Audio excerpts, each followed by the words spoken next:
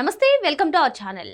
తిరుమల కల్తీ నెయ్యి అంశం పైన రోజుకొక ట్విస్ట్ బయటకు వస్తుంది. మరి శాసన మండలిలో కూడా అసలు చర్చ స్టార్ట్ చేద్దామంటే చర్చ అవ్వనీయకుండా వైసీపీ సభ్యులు చూస్తున్నారు అని చెప్పి చాలామంది చెప్తూ ఉన్నారు. అసలు మొత్తానికి మండలి సవ్యంగా నడవలేదు అని కొందరు చెప్తున్నారు. అయితే తిరుమలకు 7 కొండలుగా వైఎస్ రాజశేఖర రెడ్డి గుర్తించారని చెప్పి జగన్మోహన్ రెడ్డి ప్రెస్ మీట్లో చెప్పడం, ఇవన్నీ కూడా చూస్తున్నాం. అసలు ఇంతకీ తిరుమల కొండపైన ఎవరు అపచారం చేశారు, ఏ కుటుంబం అపచారం చేశారని చెప్పి మా ఛానల్ తరపున ఒక పోల్ నిర్వహించడం జరిగింది. అసలు అందులో ప్రజలు ఏమనుకుంటున్నారు అనేది ఒకసారి తెలుసుకుందాం. తిరుమల శ్రీవారికి ఎవరు పాపం చేశారని మీరు అనుకుంటున్నారు అని చెప్పి వైఎస్ కుటుంబం, నారా కుటుంబం, చెప్పలేమని చెప్పి 3 ఆప్షన్లు. సో నేను ఇక్కడ వైఎస్ కుటుంబం అంటే 94% 15K ఓట్స్ వచ్చాయి. 15K ఓట్స్లో 94% of the people YS కుటుంబం అని చెప్పి చెప్పడం జరిగింది. 4% ఆఫ్ ద పీపుల్ నారా కుటుంబం, చెప్పలేమని చెప్పి 2% పీపుల్. సో మొత్తానికి 15K ఓట్స్లో 94% of the people YS కుటుంబం తిరుమల శ్రీవారి చెంత పాపం చేశారు, అపచారాలు చేశారని చెప్పడం జరుగుతుంది. సో ఇక కామెంట్స్ విషయానికి వచ్చినట్లయితే కామెంట్స్ ఏమొచ్చాయి ఈ పోల్కి, అసలు ప్రజలు ఏమనుకుంటున్నారు? తిరుపతితో పెట్టుకున్న ఎవడైనా సరే కుక్క చావు చేస్తారు. జగన్ చేసిన పాపం పిల్లల మీద పడుతుంది.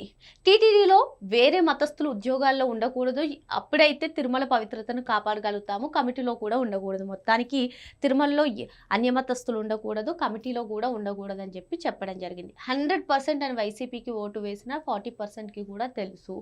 ఏడుకొండల స్వామివారి విషయంలో అపచారం చేసి బాగుపడిన వారు చరిత్రలోనే లేరు. క్రిస్టియన్ అయినా మా మహానేత కుటుంబం, వాళ్ళు తెలుగువారు కావడం తెలుగు జాతి చేసుకున్న పాపం.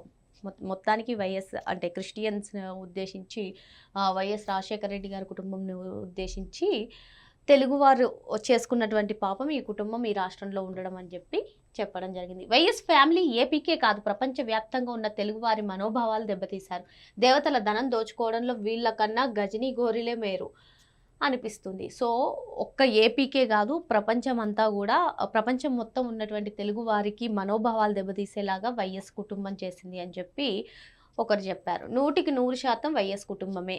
Criminal Jagan, John Paul family, father and son destroyed Tirumala. మరి తండ్రి కొడుకులు ఇద్దరు కలిపి తిరుమలను నాశనం చేశారని చెప్పి దేశంలో ఉన్న ప్రజలందరికీ తెలిసిందే. వైఎస్ ఫ్యామిలీ తిరుమలకు ద్రోహం చేసిన, తిరుమలని ఆంధ్రప్రదేశ్లోని సంపాదన దోచేసిన ఎంతటి వారికైనా సరే శిక్ష పడలేదు. సో వీళ్ళిద్దరూ దోచేసినా సరే ఇంకా శిక్ష పడలేదు అని చెప్పి ఒకరు. 3 నామాల స్వామికి మోసం చేసేందుకు వైసీపీ వారికి 2 నామాల మెజారిటీ వచ్చింది, అయినా తప్పులు చేస్తున్నారు. తర్వాత ఎలక్షన్లో ఒక్క నామం కూడా రాదేమో. తిరుమల స్వామి వారికి ఇటువంటి ఘోర అపచారం చేసినందుకు 3 నామాల వారు వాళ్ళకి 2 నామాలు అంటే 11 సీట్లకే పరిమితం చేసినా సరే వాళ్ళు తప్పులు చేస్తూ ఉన్నారు. అన్య మతస్థులను కానీ వాళ్ళ అంటే వైఎస్ కుటుంబం అంటే అంత పాపిస్టులు ఎవరూ లేరు, తండ్రికి పట్టిన గతే వాడికి పట్టాలి అని చెప్పి ఒకరు కామెంట్. వైఎస్ రాజశేఖర రెడ్డి గారు వచ్చింది మొదలు 2 కొండలు మిగిలింది చర్చ్ కట్టాలి అని చెప్పారు, నాకు తెలిసిన విషయం. మరి ఏదైతే జగన్మోహన్ రెడ్డి గారు ప్రెస్ మీట్ పెట్టి 746 జీవో గురించి చెప్పారో ఇక్కడ ఇంట్రెస్టింగ్గా ఏదంటే అధికారంలోకి వచ్చినప్పటి నుంచి మొదలు 2 కొండలు అని చెప్పారు, చర్చిలు కట్టాలని చెప్పారు. నాకు తెలిసిన విషయం అని ఒకరు కామెంట్ చేయడం జరిగింది. తిరుమల కొండపై తప్పుడు పనులు, అవినీతి, తాగుడు, జూదం ఇలాంటివి కాకుండా టీటీడీ చూడాలని నా కోరిక. తప్పులు చేసిన వారిని నిర్దాక్షిణ్యంగా శిక్షించాలి. ఇలాంటి సంఘటనలు మరలా జరగకుండా చూడాలి. దేవుడు డబ్బులు వృధా కాకుండా చూడాలి. అన్నప్రసాదాలు వృధా కాకుండా చూడాలి. అది చాలా ముఖ్యం. We are neither blind nor morons. Undoubtedly, it was the YSR's family. They will face the music soon. So, డౌటే లేదు, ఈ అపచారం చేసింది తిరుమల ఏడుకొండల స్వామి వారికి అపచారం చేసింది వైఎస్ ఫ్యామిలీ. అసలు ఓటింగ్ అవసరం లేదు, పెట్టిన 3 ఆప్షన్స్ అసలే అవసరం లేదు, డైరెక్ట్ ఆప్షన్ 1 యునానమస్లీ.